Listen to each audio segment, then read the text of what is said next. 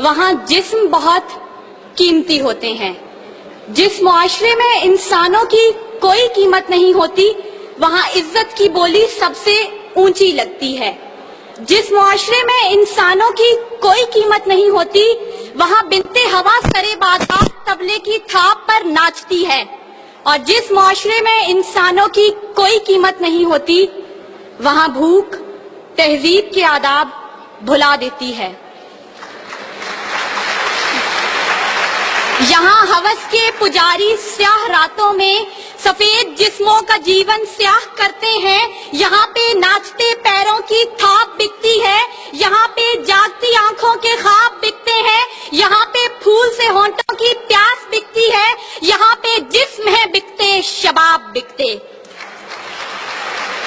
عالی وقار بھوک 2 وقت کی روٹی کے عوض بنت ہوا کو ابن آدم کی ہوس کا نشانہ بننے پر مجبور کر دیتی ہے، لیکن کہیں کوئی قیامت نہیں اترتی۔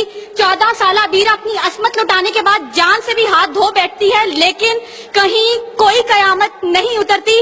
تھر کی جلتی ریت پر ننگے پاؤں چلنے والی قوم کا صدر اسلام آباد کی سڑکوں پر مرسیڈیز میں سفر کرتا ہے، لیکن کہیں کوئی قیامت نہیں اترتی۔ بلوچستان کی خشک سالی پر ایئر کنڈیشن کمروں میں منرل واٹر پی کر غور کیا جاتا ہے، لیکن کہیں کوئی قیامت نہیں اترتی۔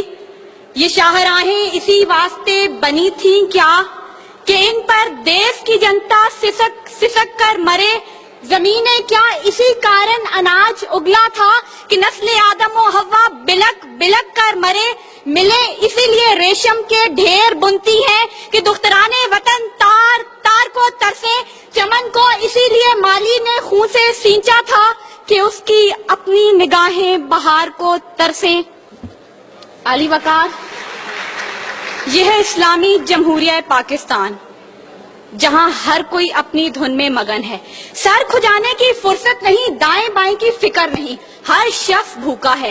کوئی اقتدار کا طالب ہے تو کوئی شہرت کا بھوکا، کوئی دولت کا پرستار ہے تو کوئی پیٹ کا بھوکا، کوئی بھنگ کے ایک پیالے کے عوض اپنا سب کچھ نچھاور کرنے پر آمادہ تو کوئی طاقت کا بھوکا۔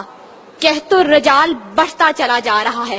تہذیب و تمدن کے پیمانے ٹوٹ پھوٹ کا شکار ہو کر وقت کی ناقدری کا گلہ کر رہے ہیں۔ ہم زوال کی آخری حدوں کے بھی آخر پر پہنچ چکے ہیں۔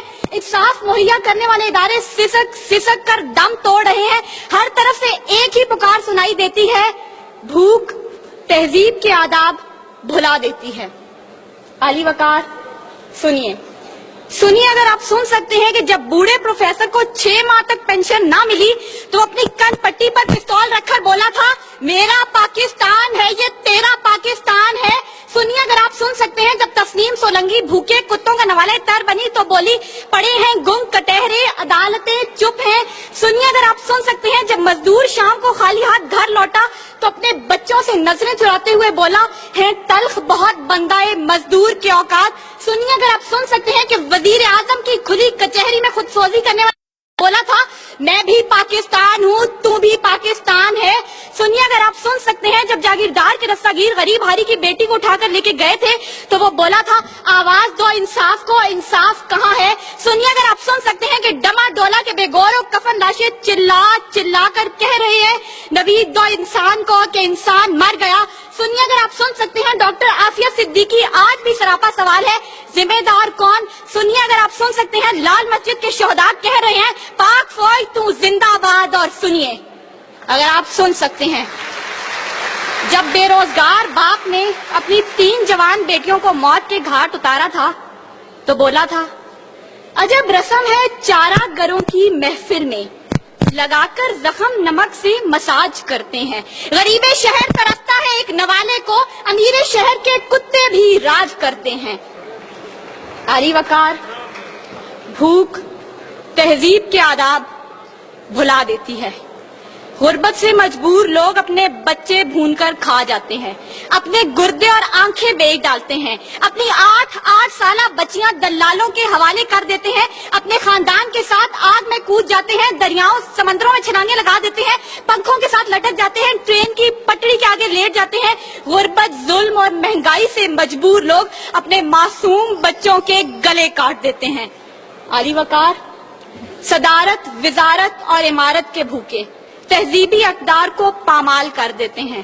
کبھی تو چند کھوٹے سکوں کے عوض قوم کی بیٹیوں کو بیچ ڈالتے ہیں، تو کبھی مساجد کا تقدس پامال کرتے ہوئے انہیں لہو رنگ کرتے ہیں، اور کبھی اپنی ہی عوام سے کہتے ہیں میں تمہیں وہاں سے نشانہ بناؤں گا کہ تمہیں پتہ بھی نہیں چلے گا.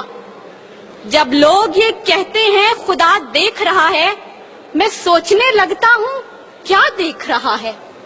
علی وقار، اس سے پہلے کہ بھوک اس ملک کو کھا جائے، اس سے پہلے کہ لہجے بے آواز ہو جائیں، سر سنگیت سب بے ساز ہو جائے، ملت اسلامیہ کی یہ بیٹی، ملک و قوم کی بیٹی اور آپ کی بیٹی آپ سے استدعا کرتی ہے خدارا اس بوڑھے باپ کا سہارا بن جائیے جس کے بیٹے نے خود سوزی کی.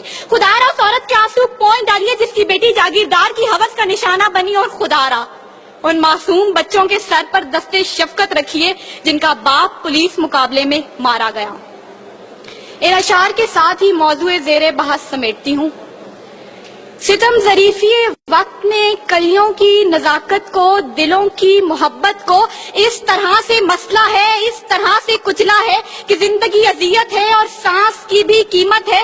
کس کا ہاتھ ہے جو خون سے رنگا نہیں، کس کا گریباں ہے جو گرفت سے بچا نہیں. صدائے موت آتی ہے شہر بھر کی گلیوں سے، خون کی بو آتی ہے پھولوں اور کلیوں سے. شکریہ.